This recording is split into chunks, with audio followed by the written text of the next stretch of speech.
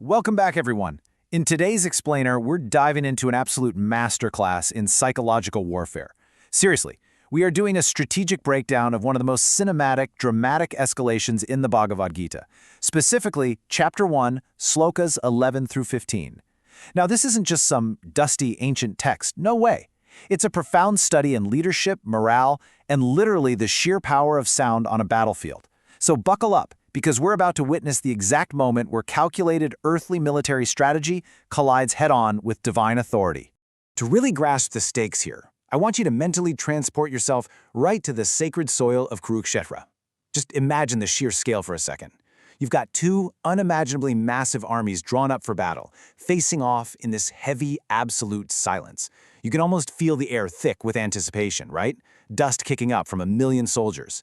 And right in the middle of all this overwhelming earthly might stands a magnificent chariot drawn by white horses. The visual contrast is just stunning.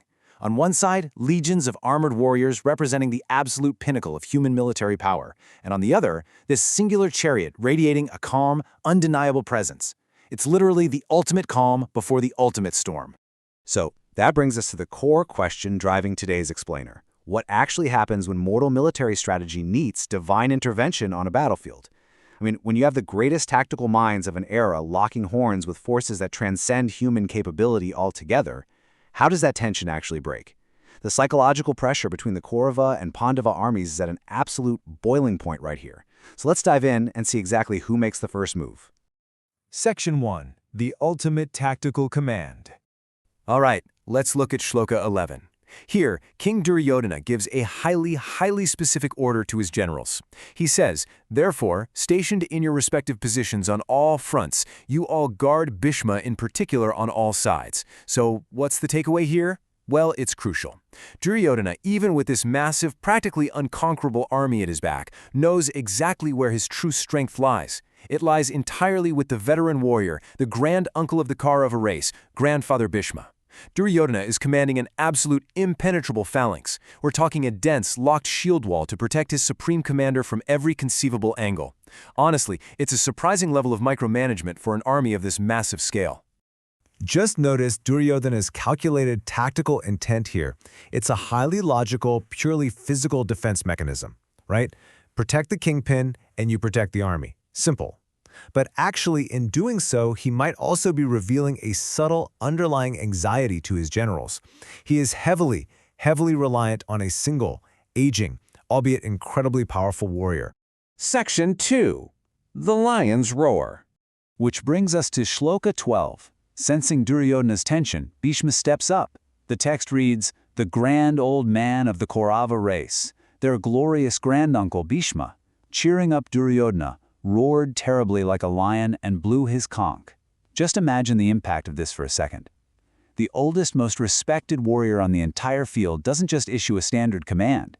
He unleashes a terrifying primal roar, exactly like a lion, and immediately follows it with the blast of his conch shell. Fun fact for you, a masterfully blown conch can hit over 110 decibels. To put that into perspective, that's like being at a modern rock concert, cutting straight through all the battlefield noise. What's really fascinating here, though, is the intention behind that sound. This wasn't just a simple noise to signal the start of a battle, not at all. This was a deliberate, massive psychological shockwave meant to establish absolute battlefield dominance and instantly boost Kaurava morale. Bhishma is literally using sound as a weapon of intimidation. He's asserting earthly power and trying to shake the confidence of the opposing ranks. It's just a stunning display of force. Section 3. A tumultuous eruption. And then, according to Shloka 13, the entire army just erupts. It says, "Then conches, kettle drums, tabors, drums, and trumpets suddenly blared forth, and the noise was tumultuous." Just picture that overwhelming cacophony. It's this avalanche of chaotic sound. We're not talking about a coordinated symphony here. It is a sudden, blaring explosion of noise, completely designed to terrify and overwhelm the senses of the enemy. Listen to the sheer volume of this earthly arsenal piling up. We've got conches, kettle drums, tabors, drums, trumpets. Stacking all these together, you can just feel the sheer earthly military might of the Kauravas. It's fear-driven, it is massive, and it's entirely reliant on physically manipulating the environment to create this atmosphere of dread. The battlefield is practically vibrating with this chaotic, tumultuous noise. Now take a look at the stark contrast between these two forces, because this is really the linchpin of our entire analysis today. On one side, you have the tumultuous noise of the Kauravas. It's pure chaos, it's fear-driven, and it relies on mass, earthly instruments. But across the battlefield, something entirely different is about to happen. The response from the Pandavas, it's not going to be chaotic.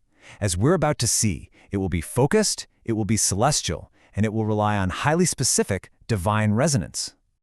Section 4. The Divine Response. All right, Shloka 14 completely shifts the tone of the battlefield. It reads, "Then seated in a glorious chariot drawn by white horses, Sri Krishna as well as Arjuna blew their celestial conches." Notice the incredibly stark contrast in the imagery here. While the Kaurava side is this frenzy of thousands of clashing instruments, the Pandava response centers on just two figures, calmly seated in a glorious white horse chariot.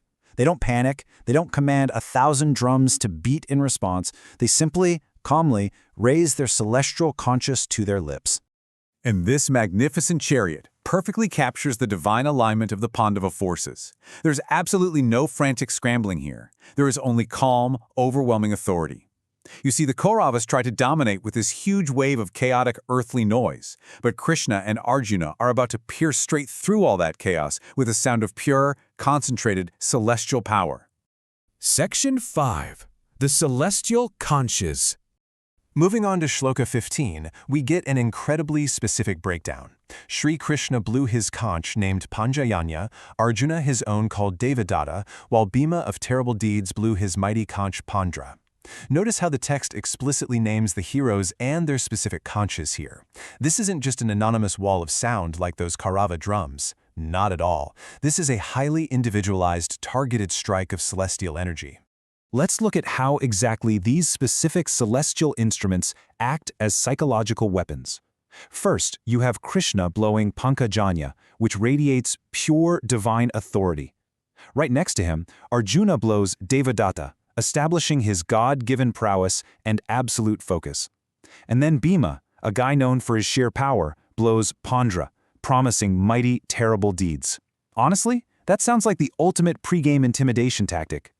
When these three specific, named divine instruments ring out together, it doesn't just match the core of a noise, it completely shatters it with precision and absolute celestial clarity. Section 6. The Impending Storm. And so, we're left right on the edge of the battlefield with a massive, massive question. The celestial conches have sounded, so how will the mortal Kaurava army withstand this divine psychological shockwave? Their hearts are about to be tested in a way that earthly strategies simply cannot prepare them for. But that reaction, and the incredible dialogue that follows right in the middle of these two great armies, well, that's a topic we're going to have to unpack in our next explainer. Thanks so much for joining me on this deep dive, keep learning, and I'll see you next time. Namaskar. If you like this explainer, kindly share with it friends and relatives who may need it. And we will meet again a new episode with new life lesson. I am Sweta from Sanskrit Prawah. Thank you. Jai Shri Krishna.